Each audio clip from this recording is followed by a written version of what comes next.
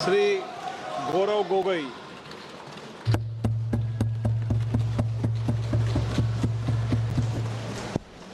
धन्यवाद अध्यक्ष महोदय।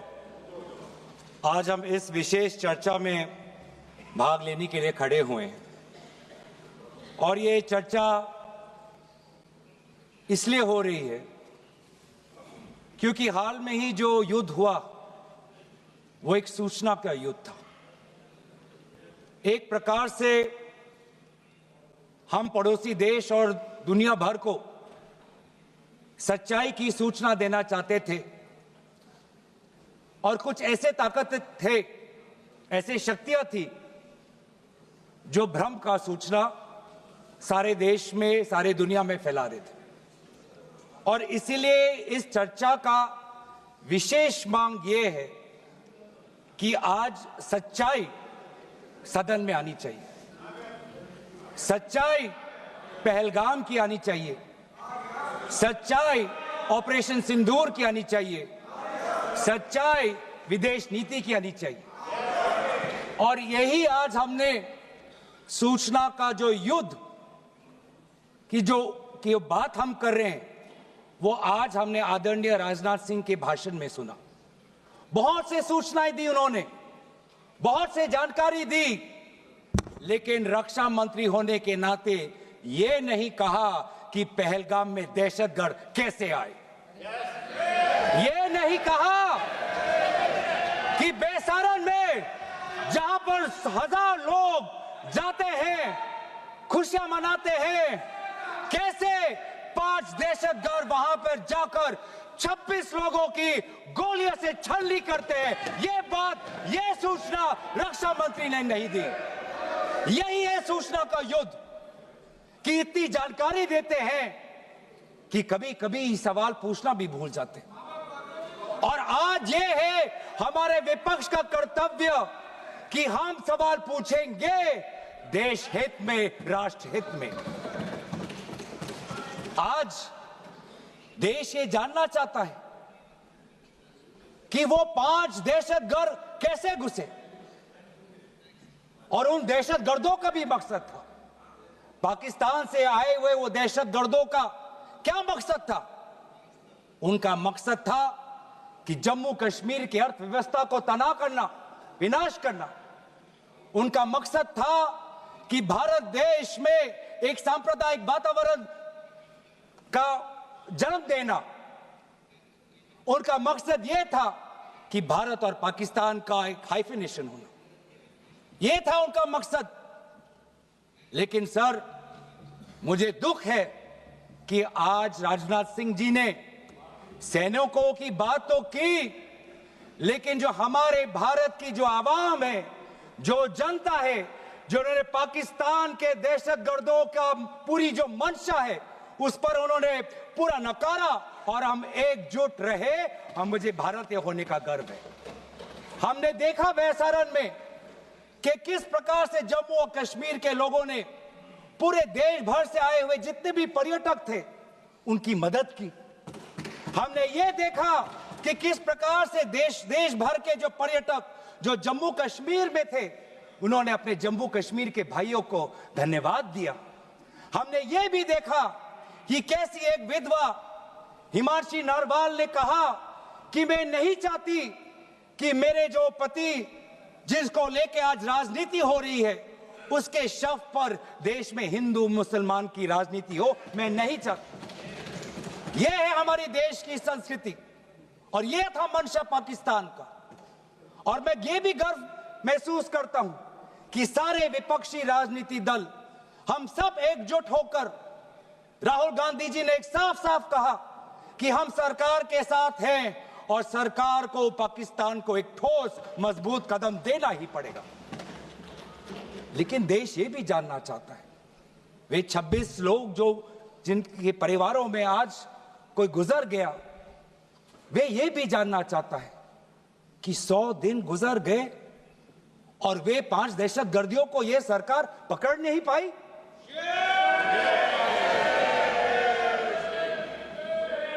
देश के वो लोग ये भी जानना चाहते हैं कि ये जो 5 दहशतगर्दे थे, दहशतगर्दी जो आए टेररिस्ट, निश्चय इनको किसी ने पनाह दी, निश्चय इनको किसी ने जानकारी दी, निश्चय ये पूरा जो 1 घंटा का जो उन्होंने गोला बारूदी की, उसके बाद ये फरार हो गए, उनको फरार होने में भी किसी ने उनकी मदद की। और आज भी ये 100 दिन हो गए और सरकार के पास कोई जवाब नहीं।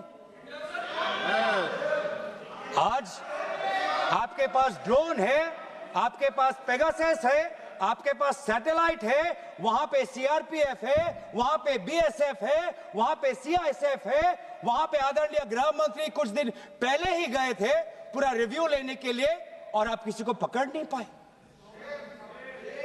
ये कैसी है, ये कैसा बंदोबस्त? आपने कहा कि आर्टिकल 370 के चले जाने के बाद जम्मू कश्मीर सेफ है, जम्मू कश्मीर में आइए, लोग आए, लोगों ने अपने आप को सुरक्षित महसूस किया। लेकिन बेसारन में देखा कि कितने वो निहत्थे थे, कितने वो असहाय थे, कि लगभग 1 घंटा लगा एक एम्बुलेंस उनके पास पहुंचने के लिए। पुलिस पर अगर आर्मी भी आई तो चल के आई। और सर, मैं वो नजारा भूल नहीं सकता, एक मां और एक बेटी चल के नीचे आ रही थी, एक भारत के सिपाही को देखा और सिपाही को देखकर वो रो पड़े, खुशी से नहीं, डर से, क्योंकि उनको लगा कि वे दहशतगर्द जिन्होंने सिपाहियों का यूनिफॉर्म पहनकर वहां पर लोगों को मारा, आज वही दहशतगर्द आज पहाड़ के नीचे उनका इंतजार कर। उस भारत के सिपाही को कहना पड़ा कि मैं भारतीय हूं, तुम डरो मत, मैं भारतीय हूं, तुम सेफ हो, सुरक्षित हो। ऐसा दहशत उन्होंने महसूस किया। इस दहशत के ऊपर, इस डर के ऊपर आदरणीय राजनाथ सिंह एक शब्द तो कहते, आप एक शब्द तो कहते, ये आपकी भी जिम्मेवारी है राजनाथ जी, ये आपकी भी जिम्मेवारी है, रक्षा मंत्रालय का भी जिम्मेवारी है।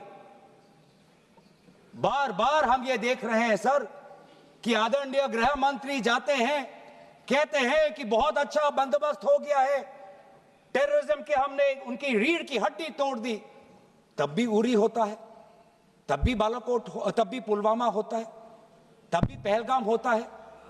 अंत में जाके जिम्मेवारी कौन लेता है? जम्मू कश्मीर के लेफ्टिनेंट गवर्नर नहीं। अगर जिम्मेवारी किसको लेनी पड़ेगी तो आदरणीय गृह मंत्री आपको लेनी पड़ेगी, नैतिक जिम्मेवारी आपको लेनी पड़ेगी। आप लेफ्टिनेंट गवर्नर के पीछे नहीं छुप सकते, आप लेफ्टिनेंट गवर्नर के पीछे ये केंद्र सरकार नहीं छुप सकती, क्योंकि गृह मंत्री खुद वहां पे थे कुछ ही हफ्ते पहले, खुद उन्होंने सिक्योरिटी का रिव्यू लिया कि आपके पास जानकारी नहीं थी। और सर, ये सरकार इतनी कमजोर, ये सरकार इतनी बुज़दिल कि आज उन्होंने इस सर में, क्योंकि उन्होंने अगर इसका किसी का दोष दिया तो टूर ऑपरेटर्स को दोष दिया कि टूर ऑपरेटर्स बिना अनुमति के द्वारा, बिना लाइसेंसेस के द्वारा लोगों को बेसहारन ले जा रहे, हमें तो पता ही नहीं था। ये है इनका कारण, ये बताना चाहते हैं। तो सर, यही तो दुख की बात है कि कहीं ना कहीं एक सरकार में एक अहंकार आ चुका है। इंटेलिजेंस और सिक्योरिटी जो फ्रेमवर्क है, एस्टैब्लिशमेंट है, जो लोग हैं जो निर्णय लेते हैं इंटेलिजेंस और सिक्योरिटी की, आज उनमें एक अहंकार आ गया है कि चाहे जितनी भी बड़ी गलती हो उन पर कोई सवाल नहीं उठा सकता। लेकिन आज हम सवाल उठा रहे हैं, आज हम सवाल उठा रहे हैं, आज हम सवाल उठाएंगे। प्रधानमंत्री मोदी जी, आपको, आप सऊदी अरब में थे, आप जब वापस आते आपका पहला नैतिक कर्तव्य होता कि पहलगाम आप जाते, लेकिन आप पहलगाम नहीं गए, एक सरकारी कार्यवाही के लिए आप बिहार गए और चुनावी भाषण दिया। देश के मुखिया सऊदी अरब में थे, पूरा कार्यक्रम उन्होंने संपूर्ण किया, वापस आए और वो पहलगाम भी नहीं जा पाए और बिहार में जाके चुनावी भाषण दे रहे हैं। अगर पहलगाम में कोई गया तो हमारा नेता राहुल गांधी गया। अगर पहलगाम में जो लोगों की मृत्यु हुई उनके लिए अगर शहादत की मांग कोई कर रहा है तो हमारा दल का नेता राहुल गांधी कर रहा है। राहुल गांधी जी बदामी के कंटोनमेंट में गए। सर मैं बोलूं? Sir house in order. Sir house in order में लाइए। Sir house is not in order. Order में रहेगा सर टाइम लेकिन आप तथ्यों पे बोलें। गलत सूचनाएं नहीं दे सदन में, गलत सूचनाएं नहीं मत दे। हम बोलिए इसके ऑर्डर में लाइए सर। कोई सदन में गलत तथ्य नहीं रख सकते आप। चलिए सर मैं बोलूं सर कैमरा आएगा मेरे पे। धन्यवाद। आदरणीय अध्यक्ष महोदय, अब बात आती है ऑपरेशन सिंदूर की। आज मैं राजनाथ सिंह जी का भाषण सुन रहा था। मुझे पता नहीं चल रहा था कि राजनाथ सिंह जी जो भाषण दे रहे थे वो किस समय का उजागर कर रहे थे।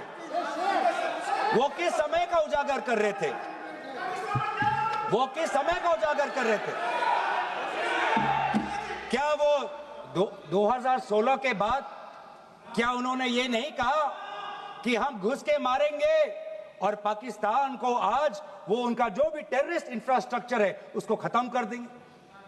वही बातें तब की, वही बातें पुलवामा की बात की कि पुलवामा के बाद आज हमारे लड़ाकू जहाज अब गए हैं। अब पाकिस्तान अब कभी भी भारत पर उंगली नहीं दिखा सकता। और उसके बाद आज दोबारा वही बातें कर रहे हैं। कि हम घुस के मारे, हमने ये किया, फलाना किया। और ये अब भी कह रहे हैं कि ऑपरेशन सिंदूर कंप्लीट नहीं हुआ, अधूरा है, क्योंकि कल को जाके दोबारा पाकिस्तान कर सकता है। ये खुद कह रहे हैं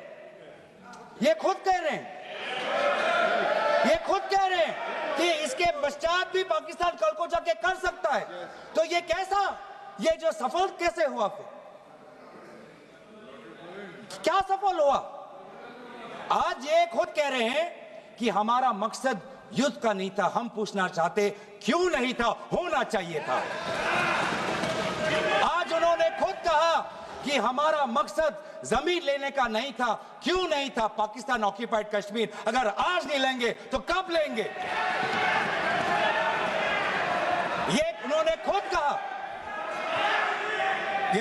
कहा कि हमारा मकसद था टेररिस्ट के इंफ्रास्ट्रक्चर पर आक्रमण करना। तो क्या हमने उरी के समय नहीं किया? क्या हमने पुलवामा के समय नहीं किया? लेकिन उसके पश्चात भी पाकिस्तान का इतना साहस कि आज उन्होंने पहलगाम में जो पिछले 20 वर्षों में हमारे भारतीय नागरिकों पर सबसे दर्दनाक अगर हमला हुआ है तो आपके समय पे हुआ है। आपके समय में उरी हुआ, आपके समय में पुलवामा हुआ और आपके समय में आज पहलगाम हो रहा है। कुछ बातों का उजागर किया, कुछ किताबों का भी उजागर किया। ये नई प्रक्रिया है सर। हर चर्चा में आदरणीय भाजपा के नेता एक किताब उठा लेते हैं, जानकारी दे रहे थे। हमें नहीं सर, ब्लूमबर्ग को क्या जानकारी दिया, मैं पूरा पढ़ लेता हूं without editing. What is important, क्या जरूरी, हिंदी में अनुवाद करने की कोशिश भी करता हूं। मत करो। क्या ये जरूरी नहीं कि जेट गिरे, पर क्यों गिरे, क्या गलतियां हुई, वो महत्वपूर्ण है।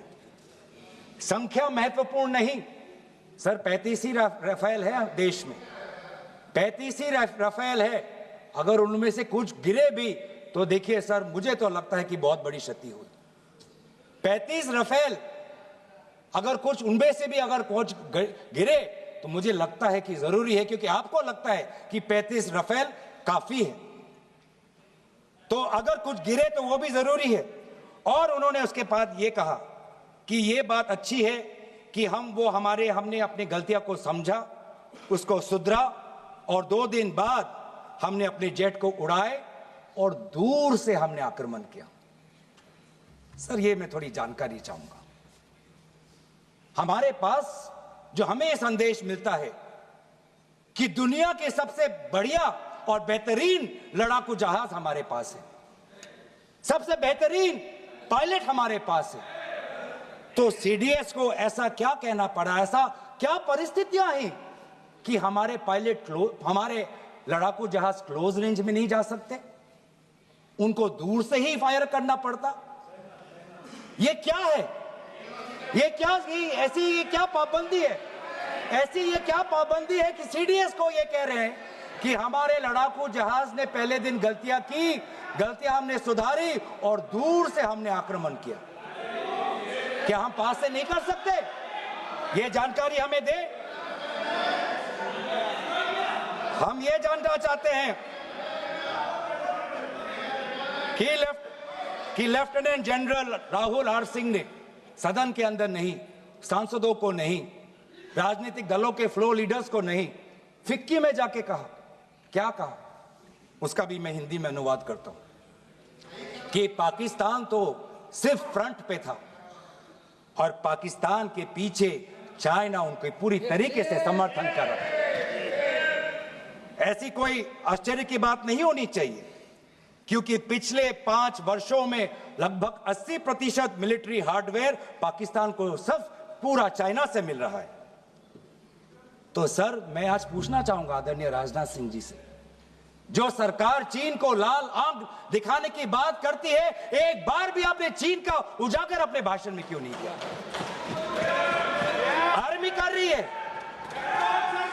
आर्मी के कह रही है, आर्मी कहती है कि सिर्फ चीन और पाकिस्तान का ये 2 फ्रंट नहीं, अब 3 फ्रंट का भी हो सकता है, कन्वर्जेंस हो सकता है चीन, पाकिस्तान और बांग्लादेश को लेकर। लेकिन मैं सरकार को याद दिलाना चाहूंगा कि ये जो 2 फ्रंट की जो बात थी, इस बात की शुरुआत किसने की थी? इस बात की चेतावनी किसने दी थी? इस बात की चेतावनी इसी सदन में हमारे दल के नेता राहुल गांधी जी ने दी थी। और यही हम जानना चाहते हैं, कि आज जो युद्ध हुआ, इसमें पाकिस्तान को चीन से कितना समर्थन मिल रहा है, हम सेना से नहीं, आज हम आदरणीय राजनाथ सिंह जी से और प्रधानमंत्री मोदी जी से जानना चाहते हैं।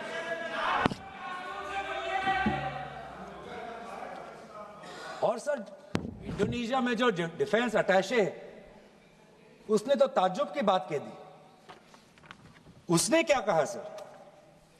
India defence attache group captain Shiv Kumar ने, हिंदी में दोबारा अनुवाद करता हूं, कि भारत ने लड़ाकू जहाज खोए इसलिए क्योंकि कुछ मिलिट्री टारगेट्स पर आक्रमण करने पर पाबंदी थी। क्यों? क्या पाबंदी थी? ऐसे क्या ये राजनीतिक कंस्ट्रेंट्स थे?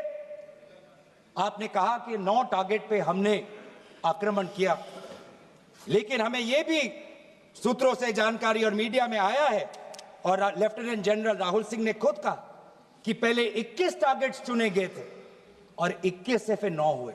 क्यों हुए? आज मैं ये जानना चाहता हूं कि पिछले 20 वर्ष में सबसे घातक आक्रमण हमारे महिलाओं पर हुआ, हमारे बच्चों पर हुआ, भारत के आत्मा पर हुई। हमने सबने वो दहशत को अनुभव किया, हम सब एकजुट हुए, हमने पूरी तरीके से समर्थन प्रधानमंत्री मोदी जी को दी कि अब जाइए, और ऐसा एक माहौल बन चुका था कि देश किसी भी कीमत चुकाने के लिए तैयार था। पूरा देश प्रधानमंत्री मोदी जी के साथ था, विपक्ष प्रधानमंत्री मोदी जी के साथ था, और अचानक 10 मई के दिन पे हमारे राष्ट्रदूत कहते हैं कि हम पाकिस्तान पर हमला करेंगे, और शाम के 10 मई को सूचना आती है कि पाकिस्तान के साथ अब युद्ध पर हम परिणाम दे रहे हैं, सीज फायर हो गया। क्यों हुआ? हम आदरणीय प्रधानमंत्री मोदी जी से जानना चाहते थे, अगर पाकिस्तान वाकई में अपने घुटने टिकने के लिए तैयार था तो आपने क्यों रुका, आप क्यों रुके और किसके सामने आप झुके, किसके सामने आपने सरेंडर किया, किसके सामने आपने सरेंडर किया? वो अमेरिका के राष्ट्रपति जो 26 बार आज कह चुके हैं कि व्यापार को लेकर उन्होंने भारत और पाकिस्तान को सतर्क किया और दोनों को मजबूर किया कि वो इस जंग को छोड़े। 26 बार। आज राष्ट्रपति ट्रंप खुद कहते हैं कि 5-6 जेट गिरे हैं। एक एक जेट करोड़ करोड़ अरब अरब रुपयों का है, मिलियंस एंड मिलियंस का है। इसलिए हम जानना चाहते हैं, आज हमें स्पष्ट रूप से आदरणीय राजनाथ सिंह जी बताएं, देश पर विश्वास करें, देश में वो साहस है सच्चाई सुनने की। आज आप बताएं कितने लड़ाकू जहाज गिरे? हमारे में वो साहस है, क्योंकि ये सूचना, ये सच्चाई सिर्फ देश के नागरिकों के लिए नहीं, ये सूचना, ये सच्चाई हमें देश के जवानों को भी देना है। आज उनसे भी झूठ कहा जा रहा है, उनके बीच में भी भ्रम फैलाया जा रहा है। हम उनकी जो सच्चाई है आज हम सदन के अंदर लाना चाहते हैं। और सर, बात में आती है विदेश नीति की। किस मुंह से हम कहें कि विदेश नीति आज सफल हुआ है? किस मुंह से कहें? ये आदरणीय राजनाथ सिंह जी, शंगीला में जो डायलॉग हुआ, उस डायलॉग में जो ड्राफ्ट जो आया, जिसको भारत सरकार ने नकारा, वो ड्राफ्ट बनाने में हमारे ही कुछ सहयोगी देश थे, जिनका नाम मैं नहीं लेना चाहूंगा। लेकिन ऐसे देश जिसको हम परंपरागत दोस्त हम मानते हैं, ट्रेडिशनल एलाइज मानते हैं, आज उन्होंने भी इंडिया और पाकिस्तान को हाइफिनेट कर दिया। और आप ये शब्दों के खेल से आप खुश हो कि ब्राजील के डॉक्यूमेंट में पाकिस्तान, ये जम्मू कश्मीर का पाकिस्तान का भी नहीं, ब्राजील के डॉक्यूमेंट में सिर्फ जम्मू कश्मीर में जो दहशतगर्दी हुई उसी की निंदा हुई, पाकिस्तान की निंदा नहीं हुई। पर आप उससे खुश हो? अगर आप उससे खुश हो तो मैं जानना चाहूंगा, जो $1 बिलियन का आर्थिक सहायता IMF ने दिया पाकिस्तान को, उस पर आपको क्या कहना है? हम जानना चाहेंगे, जो ADB एशियन डेवलपमेंट बैंक से 800 मिलियन का आर्थिक सहायता जो मिलेगा पाकिस्तान को, आज आप भारत उस पे क्या रवैया? वर्ल्ड बैंक का जो $40 मिलियन आ रहा है, और ये पैसा किसको जाएगा सर? पाकिस्तान की नेतृत्व उनकी जनता या उनकी चुनी हुई सरकार नहीं, पाकिस्तान की सरकार का जो रिमोट कंट्रोल है वो पाकिस्तान की सेना के पास है। तो ये सारा पैसा वहीं जाएगा जहां पर हमने मिसाइल गिराई। तो क्या इतना भी हम नहीं कर पाए? क्या इतना भी ताकत नहीं? क्या इतना भी विश्व गुरु में लोगों का विश्वास नहीं, देश अंतर्राष्ट्रीय नेताओं का विश्वास नहीं कि IMF का एड ना जाए पाकिस्तान के पास, वर्ल्ड बैंक का एड ना जाए पाकिस्तान के पास, ADB का एड ना जाए पाकिस्तान के पास? आप में इतना भी ताकत नहीं कि एक देश ने पाकिस्तान को टेरर स्टेट का दर्जा नहीं दिया। एक देश ने आज FATF financial action task force में, जिससे बहुत नियंत्रण पाकिस्तान पे पड़ती थी, आज उससे वो 2022 में निकल आई ग्रे लिस्ट में। क्या वो डालेंगे? तो इसीलिए आज हम ये मांग करते हैं कि सरकार अब डरिए मत, सच्चाई से डरिए मत। उस दिन भी देश सरकार के साथ दहशतगर्दी के खिलाफ खड़ा था, विपक्षी दल सरकार के साथ खड़े हैं, और आज भी दहशतगर्दी के खिलाफ सच्चाई के पक्ष में देश और विपक्ष आज सरकार के साथ। आप हमें अपना दुश्मन ना समझे,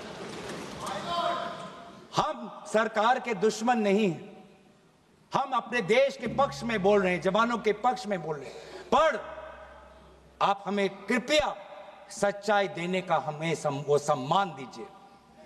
सच्चाई सुनने का अधिकार हमारा है, और जितने बार आप झूठ और भ्रम फैलाएंगे, हम उतनी बार आपको पूछते जाएंगे कि आपने क्या किया। और इसीलिए आज मैं खड़ा हूं, अपेक्षा बहुत की थी कि पहलगाम का उजागर होगा। आदरणीय गृह मंत्री नैतिक जिम्मेवारी लेंगे, राष्ट्रीय सुरक्षा सलाहकार नैतिक जिम्मेवारी लेंगे और प्रधानमंत्री मोदी जी कहेंगे क्यों उन्होंने ऑपरेशन सिंदूर जो अंतिम अंजाम था, हमें तो मीडिया में सुनते हुए ऐसा लगा कि हम कराची में उठेंगे। मीडिया में हमारे भारत की मीडिया जो जिनको सूचना आपसे ही मिलती है, उनका ये सुनने में लगा कि आज तो हम फतह करके ही रहेंगे, लेकिन पता चला कि नहीं, कहीं ना कहीं हमारे पैर डगमगा गए और जो अंतिम परिणाम था उससे पीछे हम हट गए। हमें पीछे नहीं हटना, हमें आगे बढ़ना है, सच्चाई के साथ, लोकतंत्र के पक्ष में। इन्हीं बातों के साथ मैं अपना पक्ष समाप्त करता हूं। धन्यवाद। जय हिंद।